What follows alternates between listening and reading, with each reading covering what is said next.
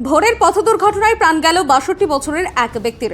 বাঁকুড়া জেলায় ইন্দাস কতুলপুর রোডে লাইট পোস্টে ধাক্কা মেরে নিয়ন্ত্রণ হারিয়ে একটি মোটরবাইক দুর্ঘটনায় মৃত্যু হয়েছে দেবদাস পাল নামে এক ব্যক্তির। গুরুতর আহত অবস্থায় চিকিৎসাধীন রয়েছেন আরও এক ব্যক্তি। মঙ্গলবার ভোর প্রায় 5:30 নাগাদ সোনামুখী থেকে একটি বিয়ে বাড়ি সেরে বাড়ি ফিরছিলেন দুই ব্যক্তি। সেই সময় ইন্দাস কতুলপুর রোডের আমপুকুর পার এলাকায় হঠাৎ নিয়ন্ত্রণ হারিয়ে তাদের মোটরবাইকটি রাস্তার ধারের একটি লাইট পোস্টে সজোরে ধাক্কা মারে। দুর্ঘটনার অভিঘাতে দুজনেই গুরুতরভাবে জখম হন। স্থানীয় বাসিন্দারা দ্রুত ঘটনাস্থলে পৌঁছে তাদের উদ্ধার করে। খবর পেয়ে পুলিশ ঘটনাস্থলে পৌঁছে আহতদের ইন্দাস প্রাথমিক স্বাস্থ্য কেন্দ্রে নিয়ে যায়। সেখানে কর্তব্যরত চিকিৎসক দেবদাস পালকে মৃত বলে ঘোষণা করেন। অপর আহত ব্যক্তি গুরুতর অবস্থায় চিকিৎসাধীন রয়েছেন বলে হাসপাতাল সূত্রে জানা গেছে। এই মর্মান্তিক ঘটনায় এলাকা জুড়ে শোকের ছায়া নেমে এসেছে। কি কারণে দুর্ঘটনাটি ঘটল তা খতিয়ে দেখতে তদন্ত শুরু করেছে ইন্দাস থানার পুলিশ।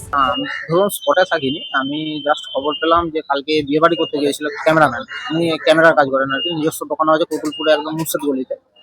আপনার ক্যামেরা করে সকালবেলা বাড়ি ফেরার সময় সম্ভবত চোখে ঘুম টুম লেগে যাওয়ার কারণে কোনো পুলে হয়তো মেরেছিল।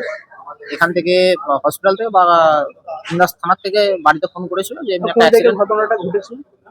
আমি তো শুনলাম এই ইন্দাস শ্মশানের পাশের কোনো একটা পুলে অ্যাক্সিডেন্ট করেছে টার্নিং এ।